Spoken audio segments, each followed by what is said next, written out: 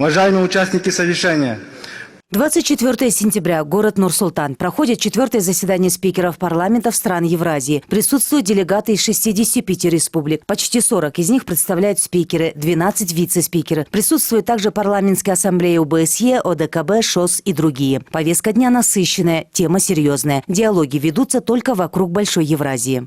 подтверждением тому являются наблюдаемые в международных отношениях следующие процессы. С одной стороны, государства по региональному принципу и на основе геополитических интересов стремятся к тесной кооперации.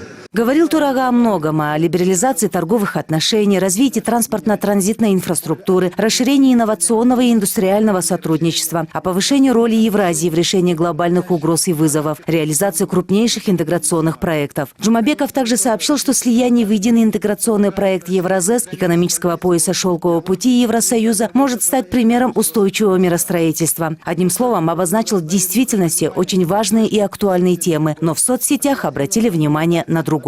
Среди множества талантов моих сограждан одному не перестаю удивляться: упорству, с которым мы выбираем худших, а затем вину за выбор сваливаем на избранных. Впечатление от речи одного из избранников. В аппарате Джорку Кенеша есть высокопрофессиональные переводчики и спичрайтеры на кыргызском, которые могли бы подготовить текст для Турага. А этот высокий форум не мог пройти без синхронистов. Кажется, он прочел текст, подготовленный отраслевым отделом, без обработки спичрайтерами. Я бы не стал так строго судить.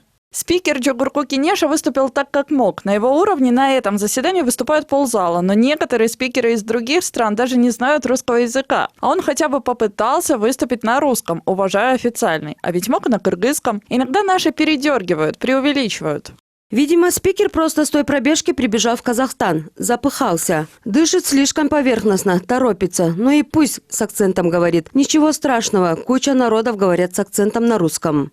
У меня супруга кыргызская, она старается, мне говорит: ты неправильно произношел это слово, произношение, или не так высказался. Ситуация вполне знакома, и с ней может столкнуться любой, будь то депутат или чиновник, рассказывает атамекеновец Бахадыр Сулейманов. Критику в свой адрес из-за произношения, когда пытается говорить на кыргызском, он слышал часто. Говорит, главное не акцент, а смысл сказанного не исказить. Ошибка считается тогда, когда неправильно изложена мысль, сама суть доклада или выступления, или вопроса неправильно будет поставлена, нету в нем содержания, но тогда считается это большая ошибка. А то, что ударение неправильно поставлено, или где-то акцент сказано, не так высказано, или не так подчеркнуты те слова, или высказывания, или, это, я думаю, не такое уж это ошибка. Конечно, чиновникам высокого уровня надо более-менее, это само собой, это нужно, да, готовиться к этому на таких, я говорю еще раз, площадках международных. Конечно, надо готовиться, выступать.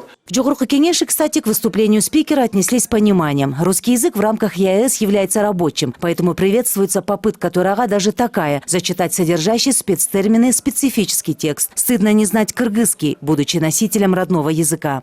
Я видел выступление нашего Турага, Дастана Арцбековича. Я думаю, здесь ничего стыдного нету. Грузия, Азербайджан, тот же Узбекистан, наш сосед, они не стыдятся то, что они говорят с акцентом. Мы должны стыдиться то, что наш народ говорит, плохо говорит и с акцентом говорит на кыргызском.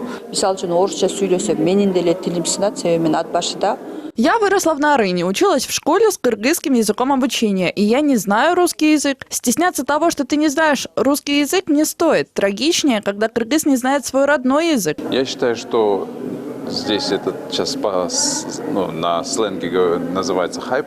Этот хайп, он излишен. Почему? Потому что он по большей части разговаривает на кыргызском языке, ему удобно говорить, он думает на кыргызском языке. А когда человек думает, а потом начинает переводить на русский, ему немножко сложновато. Чем смеяться, лучше человеку помочь, подправить. Я просто помню, когда я тоже на кыргызском начинал говорить, я помню, и надо мной тоже смеялись, если честно. Я там разные ляпы допускал, да. Как сообщили в пресс-службе Джогурку Кенеше, к заседанию Турага действительно готовился. 3 языка было предоставлено на выбор – родной, русский и английский. Так как взять с собой переводчика в Казахстан не позволил бюджет, Дастан Джумабеков решил выступить на русском. По словам профессора, доктора филологических наук Александра Кацева, выступил он вполне достойно, ошибок явных не было, но подготовиться ему бы не помешало. Это значит плохие у начальников плохие советники. Советник должен быть грамотный. То же самое с нашим Торага. Благо, что он несет слово за рубежи нашей страны. Он выступает там, нравится это кому-то или не нравится. Конечно, надо учиться, конечно, надо говорить грамотно. Мы многого не знаем. Мы с вами произносим ошибки и думаем, что мы говорим правильно. Уроки будут извлечены, уверен профессор, причем всеми представительскими органами. Ну а следующее, 5-е совещание спикеров, пройдет в следующем году в Индонезии. Эльнура Бекбасарова, Владимир Кулбалдиев, НТС.